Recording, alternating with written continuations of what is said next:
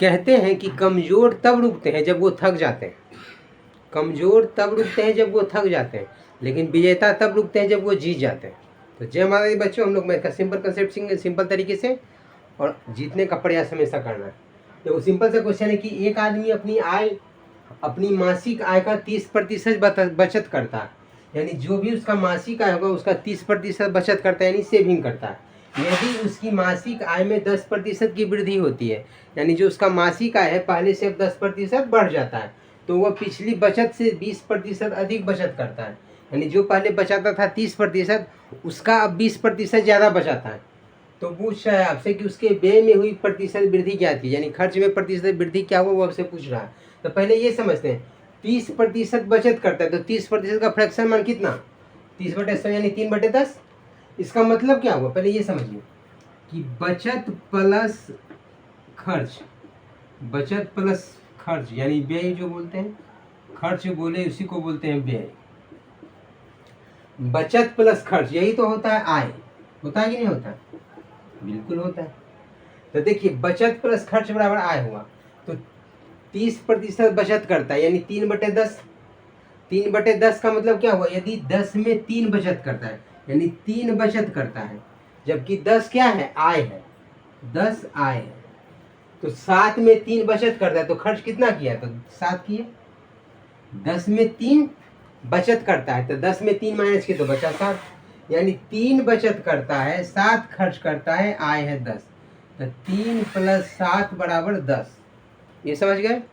ये इस तरीके से अगर हम जब लिख दिए, तो अब यहाँ देखिए डायरेक्ट काम करेंगे क्या, यदि उसकी मासिक आय में 10% की वृद्धि होती है, वृद्धि हो रहा है तो +10 से गुना, +10 से गुना। प्रतिशत यहाँ नहीं लिख रहे हैं कि यहाँ प्रतिशत लिखेंगे, यहाँ प्रतिशत जब कॉमन लेंगे दोनों में तो प्रतिशत कैंसिल हो जाता है। यहाँ देखिए अब बोल रहा है कि आय में 10% की वृद्धि, फिर बोला कि पिछली बचत से 20% अधिक बचत करता है, तो पिछला बचत है 3 में बोल रहा है कि 20% की वृद्धि करता है, तो 20 से यहाँ 20% से गुना करेंगे, 3 × 20%।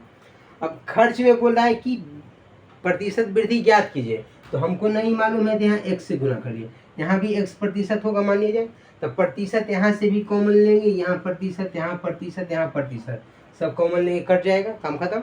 तो प्रतिशत नहीं लिखते। अब यहाँ देखिए 20 या 60 प्लस 7 × x यानी 7x बराबर 10 × 10 यानी 100।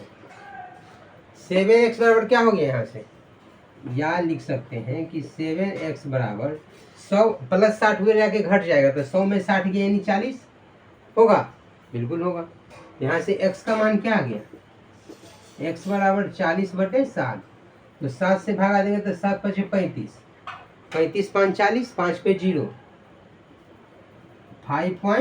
5 पे 0, 7 × 7 = 49, फिर 1 पे 0, 7 × 7, इसलिए इस तरीके से करेंगे। यहाँ देख रहे हैं कि डेसिमल के बाद एक ऑप्शन दिया है, दशमलव के बाद एक अंक है, तो एक अंक तो आ ही गया, इसके बाद एक आ रहा है, इसलिए आगे कुछ ऑप्शन नहीं दिखता है, क्योंकि एक ही बार में लगे था। 5.7% लिख लेते हैं, तो 5.7% is the right answer for this question, option number is the right answer.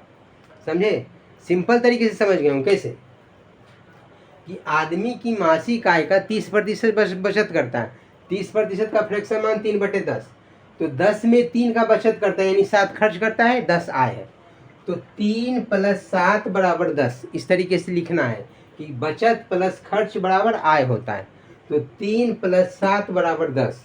अब जिसमें जो बोलेगा उसमें गुना कर देंगे, अगर वृद्धि होगा तो प्लस से गुना, कमी होगा तो माइनस से गुना, ये याद रखना है। तो उसकी आय में 10% की वृद्धि हो रही, तो +10 से गुना कर लिए। फिर बोला कि पिछली बचत 20% अधिक करता है, यानी 20% की वृद्धि हो रहा है बचत में, तो बचत पहले 3 कर रहा था, 3 में 20 से गुना कर लिए। खर्च यानी व्यय में क्या हो रहा है हमको मालूम नहीं है, तो 1 से गुना किए। अगर प्लस में आएगा तो वृद्धि हो रहा है, माइनस में आएगा तो कमी हो रहा है। यहाँ डायरेक्ट दिया कि कितना वृद्धि हो रहा है, यानी प्लस में ही आएगा, सिंपल सा बात। तो 3 × 20 यानी 60, 7 × 1 7x बराबर 10 × 10 यानी 100। तो यहाँ से 7x इधर हो गया, 60 को उधर भेज दिया, 60 - 100 में 60 माइनस किया तो 40 आ गया। 7x का मान 40, तो x का मान 40/7 यानी 5.7% is the right answer for this question. तो इस तरीके से इजी वे में समझ गए होंगे। हम लोग मिलते हैं नेक्स्ट वीडियो में नेक्स्ट कंसेप्ट के साथ, तब तक के लिए थैंक यू सो मच।